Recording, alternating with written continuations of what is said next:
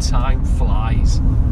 I can't believe that I bought my Renault Sport Clio182 over a year ago, and I thought, do you know what, that'd make a really good video to see how this car has been like, what it's been like to own this 15-year-old French hot hatch. And why specifically a year? Well, I think it takes probably that so you can experience all the things that a car of this age will likely throw at you, whether good or bad, including the weather. So I've driven it in the really hot, dry summer months, I've driven it in the wet, cold, dark, snowy winter months, and by that time you've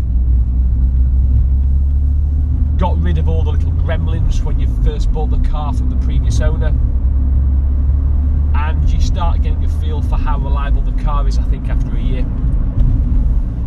And I thought that'd make, looking back, and I'll make a really good video on this. So this video is going to take a look back at all the things we've done in the car, all the problems we've had, costs associated with running this car.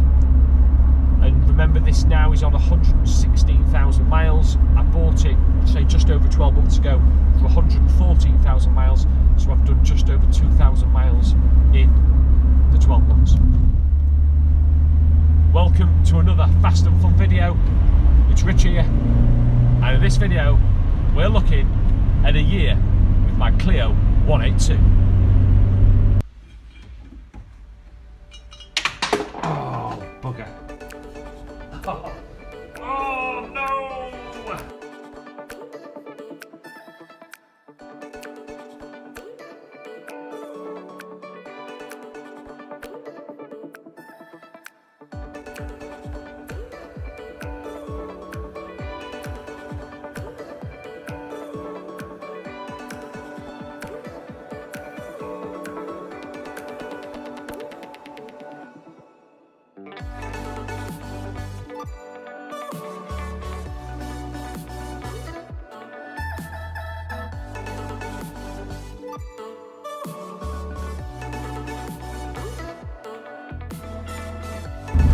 So if I look back at what we've been up to in these 2,000 miles, and I have to say there's been a little bit of commuting to work, but very little.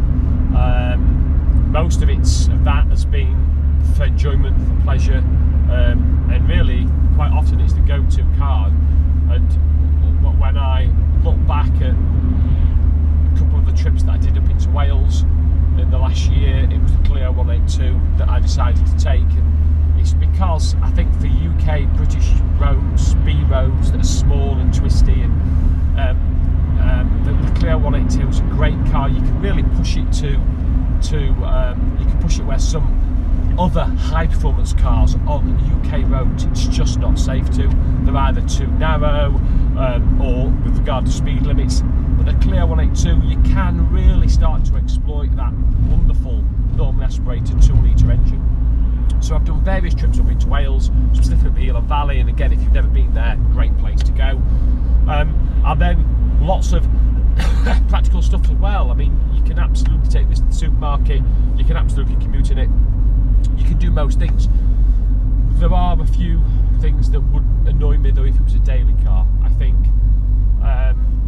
motorway driving is particularly frustrating in 182s. It's certainly not its core market. In fact, that's probably one of its weakest parts is the 182. Is on the motorway, it's only got 5 gears, it's not got the 6th gear, it's quite short geared as well. So on the motorway at 70 miles an hour, you're pulling quite a few revs. So it can be quite tiresome. It's a small French hatch, and it's built with that sort of quality. There are rattles, knocks, shakes a lot, rattles a lot. You fix one, there's someone else comes, and you sort of chase these around the car. I think you've just got to admit that being French, being a small hatch, it's going to shake, rattle a lot. I think if it was my daily, it could become quite annoying.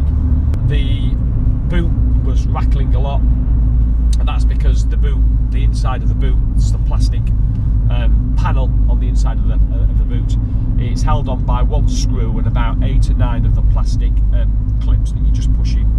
I think over time, probably vibration, a couple of those clips had broken off, and it was rattling. They were rattling around definitely inside the plastic panel. The plastic panel was moving, and it was incredibly annoying. But simply, you take the screw out, you just pull the panel off, it breaks all the rest of the clips. £2 for 10 clips from eBay. Put it all back, rattle stopped, great. That's done, but then there's a rattle down here now somewhere around the dash, and again it's chasing that. The door was creaking every time you opened it, but again that was just simply one of the torque bolts that holds the door in. It just, through vibration etc., just worked itself slightly loose. Literally 2-minute job, tighten it all up, creak gone. But so little bits and pieces that you just got to accept that you're going to have to do at times, owning one of these, but yeah, don't expect it to be rattle and noise free and refined. If that's what you want, don't buy a Clio 182.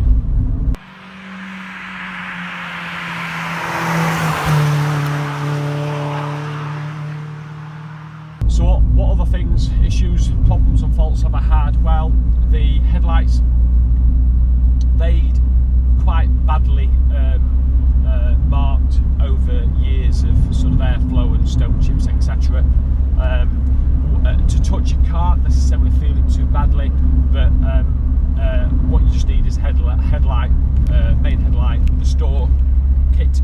I got the Auto Glim one, did that. That's a video up there I'll post that took you through that.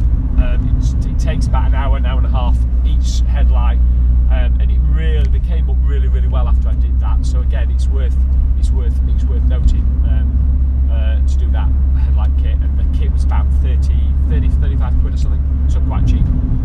And then during the winter, under braking, I noticed the ABS light was coming on every time I braked. So I did a bit of fault finding on that, found out it was the rear, it was actually ended up being a rear light bulb, which I replaced, and again there's a video up there that I'll post about that one as well. And then in the spring, there was another issue as well with the car, that it dropped a cylinder. The EML, engine management light, came on, dropped a cylinder, sounded like a bag of nails, so I plugged in an OBD2 reader, came up as, I think it was number 3 injector, and it failed, but I decided to replace all 4 fuel injectors. They were about just over £30 each, so £120–130 I think it cost me, and I replaced all 4 fuel injectors, and again there's another video up there for that. So a few problems throughout the time, considering I've only done 2,000 miles, but again, you've got nothing major. That's the main thing. Nothing major. It's not been serviced. I've not serviced. It's not been to a garage in the 12 months. The cam belt's not due until early 2023 because it's going to be based on age rather than mileage. And I am thinking, though, it does need to go for a service. It had last had its oil changed about 7–8,000 miles ago, so I want to get that done in the coming months.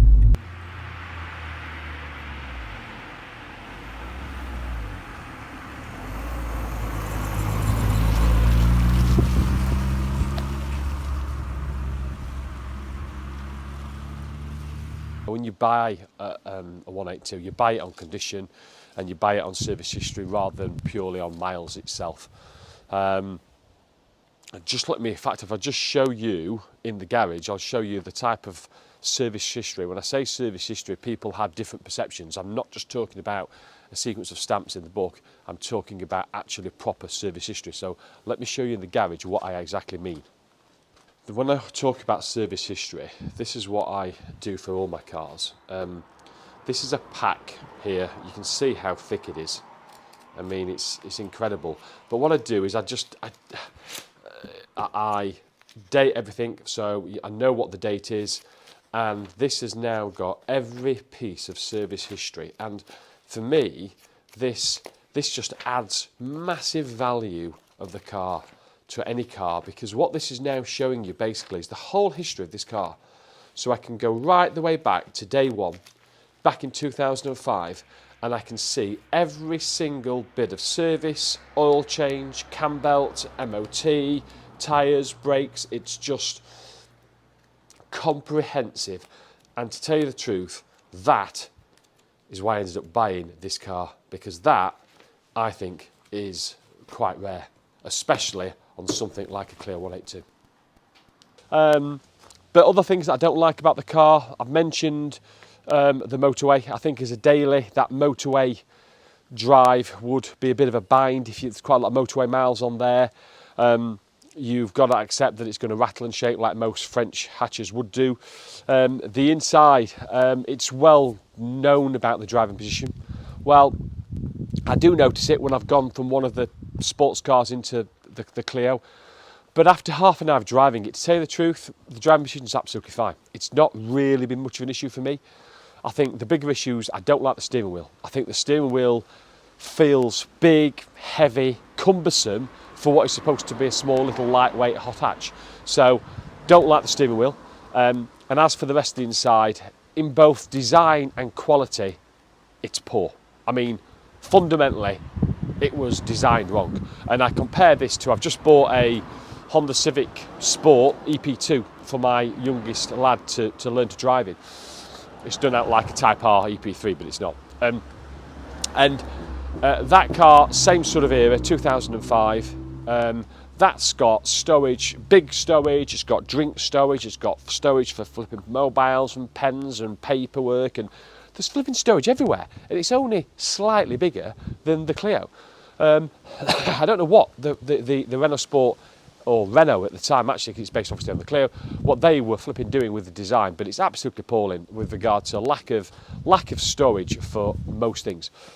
And the quality. The materials they've used, plastics that just melt, and that includes the steering wheel, I have to say as well, that can be retrimmed for a couple of £100, which I've not done, but the main dash, it's cheap, it's nasty, it's horrible. And ultimately, it all lets it down, especially when it's shaking and rattling and rolling. And as an everyday, I don't think I could live with it as a daily car. So you're probably thinking, well, with all the faults that I've had, with the motorway, the lack of quality inside the car, I don't like the car. You'd be completely wrong, because I absolutely love it. And I absolutely love it for three main reasons. One, it's what's under the engine, under the bonnet. That 2-litre, normally aspirated engine. I don't want it to deliver 200 or 220 horsepower. 180, I think, is absolutely perfect for British B roads. Goes through compressions. That engine, the way it delivers all its power, top end, very much reminiscent of Honda VTEC. It makes you work, and it pushes you to go harder and faster. And when you put that great, normally aspirated engine mated to the chassis. This obviously being the full fat, it's got the cup chassis on it. Fabulous. The way this car goes through corners, goes round, left, right, twisty, bumpy, British B roads is truly awe-inspiring. It just says, is that all you can do? It pushes you to go harder and faster. And when you're getting towards the edge of the limit of the car, it'll cock up that rear inside tyre. It's absolutely addictive. There's no apparent understeer on this car, and it just says, is that all you can do? You need to go harder and faster the next time, and through compressions, off over humps and jumps, and it's just twists. It's just, the chassis is phenomenal, and it's probably made that good because of the third thing for me is weight, or lack of weight, that inertia, that lack of inertia. You can feel the lack of weight going through the switchbacks, going through corners. It's just makes that engine. Those three things combined to me means that even after a year of owning this car, I still absolutely love it. For all the niggles that I've had with it, for all the rattle and shaking and the crap motorway journeys and the rubbish interior, the high driving position and the crap steering wheel, all that stuff is immaterial. Because what that engine, combined with the chassis, combined with the lack of weight, it is absolutely addictive. And that's why when I decide to go up a couple hours up into mid Wales, into the Elan Valley, some of the best roads in the UK, I grab the Clio182 keys. So that's it. That's my good, bad, that's what I've learnt over the year. Cheapest chips to run so far. Obviously, there's going to be costs with this car. You've got to expect some things. If you're going to buy one, buy on condition, buy on service history. Don't worry about the mileage. On some of the forums, some of these guys are hitting 200,000 on these cars. Give it plenty of oil changes, look after it, and I'm sure it'll look after you. What I am going to do, and I promise you all, I want to plumb this as a potential appreciating asset, which is against my Renault Megane 250, RS 250 Cup. And because I only paid 2,300 for this car a year ago, and now for me, truthfully, I wouldn't let this go for less than 3,000 now. I think this is worth 3,000. Perhaps a little bit more, but certainly I'd value it at about 3k, which means it's gone up by, what's that, 30%? These are definitely appreciating. Good, clean, unmolested ones with good comprehensive service history. They're going to be very much sought after, especially I think if you go for some of that, the liquid yellows or some of the sort of racing blues, etc. But I will put this against the Megane, because the Megane Mark III prices are coming down, and with 182 prices going up, it's not going to be that long, probably a year, maybe two, and the same amount of money could actually be getting you up into a Megane compared to a Clio. And what I want to do is compare them both, because I think they're both great cars, but come at it from slightly different ways. Well, clearly the Megane, because it's a turbo. There we go. I hope you've enjoyed the video, that look back at the last year. Who knows if I'll keep with the 182 or not, only time will tell. If you enjoyed the video though, please subscribe if you haven't already. Please give me the thumbs up, and please stay tuned, because there's another video coming up really, really soon.